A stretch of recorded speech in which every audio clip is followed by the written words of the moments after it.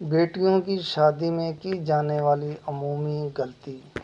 بدقسمتی سے جب سے مادہ پرستی کی دوڑ شروع ہوئی ہے، کتنے ہی دیندار گھرانے ایسے ہیں جو اپنی بیٹیوں کو کتاب و سنت کی تعلیم دلاتے ہیں، پاکیزہ اور صاف ستھرے ماحول میں ان کی تربیت کرتے ہیں، لیکن نکاح کے وقت دنیا کی چمک دھمک سے مرعوب ہو کر بیٹی کے اچھے مستقبل کی تمنا میں بے دینی یا بدعتی یا مشرک گھرانوں میں اپنی بیٹیاں بیاہ دیتے ہیں اور یہ تصور کر لیتے ہیں کہ بیٹی نے گھر میں جا کر اپنا ماحول خود بنا لے گی۔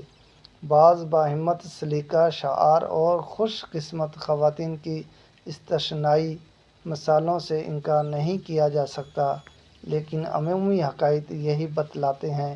ایسی خواتین کو بعد میں بڑی پریشانیوں کا سامنا کرنا پڑتا ہے، خود والدین بھی زندگی بھر ہاتھ ملتے رہتے ہیں۔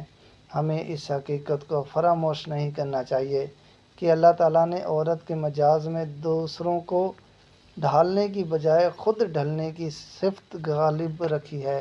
یہی وجہ ہے اہل کتاب کی عورتیں لینے کی اجازت ہے، دینے کی نہیں۔ کم از کم دیندار گھرانوں میں کفو دین کا اصول کیوں قیمت پر نظر انداز نہیں کرنا چاہیے۔